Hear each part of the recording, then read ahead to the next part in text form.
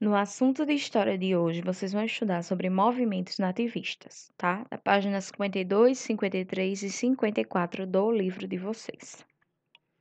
Os movimentos nativistas aconteceram na segunda metade do século XVII e no início do século XVIII. Esses movimentos locais expressavam o grande descontentamento dos colonos com o governo português. Por conta disso, alguns atores chamavam essas revoltas de nativistas, os nativos revoltando-se contra os estrangeiros. A primeira revolta foi a Revolta dos Beckman, movimento nativista ocorrido no Maranhão em 1684, liderado pelos irmãos Manuel e Thomas Beckman.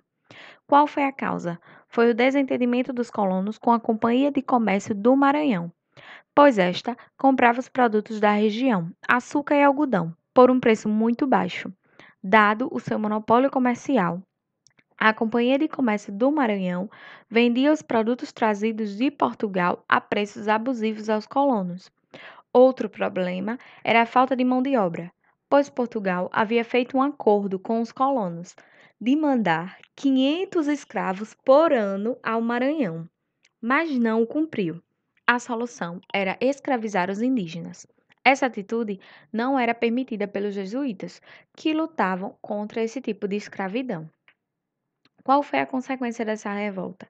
Os revoltosos invadiram o colégio dos jesuítas, agrediram os padres, e quebraram tudo. O mesmo fizeram a Companhia de Comércio. Prenderam o governador e Manuel Beckman assumiu o governo. Como ela terminou, após um ano, o governo português mandou um novo governador que enfrentou e derrotou Manuel Beckman, condenado à morte e enforcado. Outra revolta foi a Guerra dos Emboabas, movimento nativista decorrente da rivalidade entre os paulistas e os emboabas. Gente que vem de fora, tá? Emboabas significa isso. Principalmente os portugueses. Os emboabas eram liderados por Manuel Nunes Vianas. Esse movimento ocorreu em Minas Gerais, de 1708 a 1709, ou seja, durou cerca de um ano. Qual foi a causa? Os bandeirantes paulistas achavam que as minas deveriam pertencer apenas aos paulistas. Foram eles que descobriram o ouro. A cada dia era maior a quantidade de pessoas que vinham de fora para explorar o ouro. Com isso, os paulistas ficaram revoltados. Quais foram as consequências? O maior combate aconteceu no local que ficou conhecido como Capão da Traição, porque os paulistas caíram em uma emboscada cilada, preparada pelos emboabas. Os emboabas prometeram deixar os paulistas livres caso se rendessem. Foi o que os paulistas fizeram. Mas, logo que entraram as armas, todos foram mortos. Como terminou? O rei de Portugal criou a Companhia de São Paulo e Minas de Ouro, regulamentou a cobrança do quinto, a coroa passou a controlar a exploração das minas e expulsou os paulistas que foram explorar outras regiões.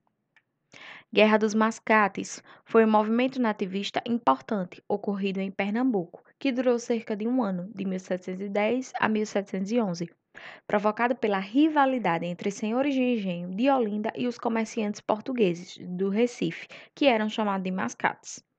Os chefes eram os senhores de engenho olindenses e mascates, portugueses do Recife. Qual foi a causa? Olinda era a sede da capitania de Pernambuco e seus habitantes, em grande maioria, eram ricos senhores de engenho. O Recife era habitado por comerciantes portugueses, os mascates.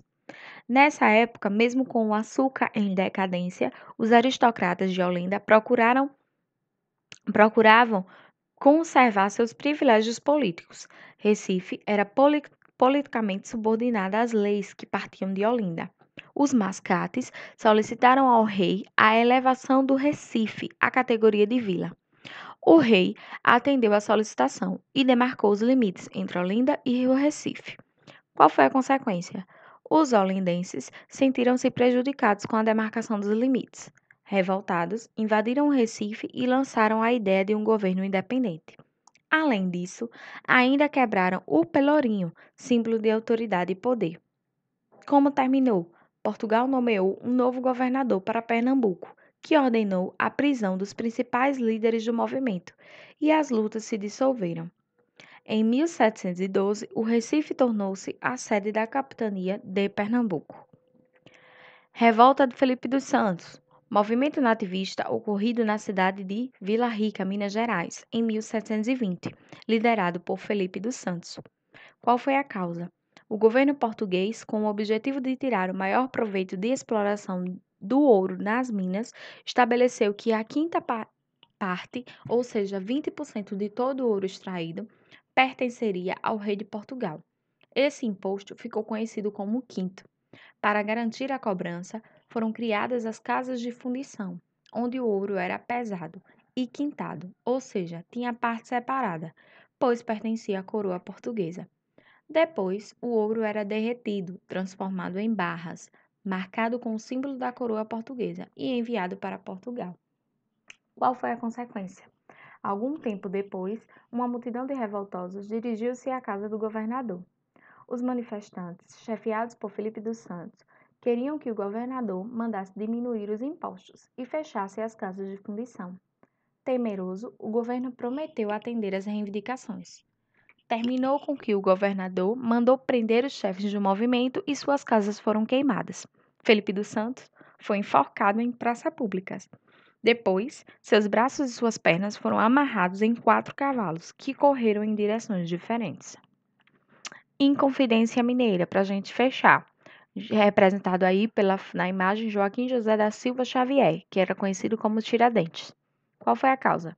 No final do século XVIII, a quantidade de ouro extraído das minas era cada vez menor. E o governo português continuava a cobrar altos impostos, provocando grande revolta do povo, que não podia pagá-los. Para forçar o povo a pagar os impostos atrasados, o governo criou uma lei que permitia a invasão das moradias e a retirada dos bens que as pessoas possuíssem. Essa forma de cobrança era chamada de derrama. Nesse clima de insatisfação e revolta, surgiu um movimento em Minas Gerais, em 1789, conhecido como Conjunção Mineira ou Inconfidência Mineira, cujo objetivo era libertar o Brasil de Portugal e implantar o sistema de governo republicano no país. O movimento foi liderado por Joaquim José da Silva Xavier, que é conhecido por todos nós como Tiradentes. Qual foi a consequência? Padres, poetas, escritores, mineradores e militares uniram-se para lutar contra a opressão do governo de Portugal. Eles queriam perdoar as pessoas que tinham dívidas com a metrópole, criar universidades, acabar com os impostos cobrados na mineração, construir fábricas e proclamar a República.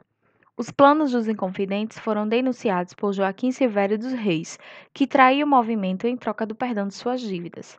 Quando o governador tomou conhecimento do movimento, mandou prender os Inconfidentes.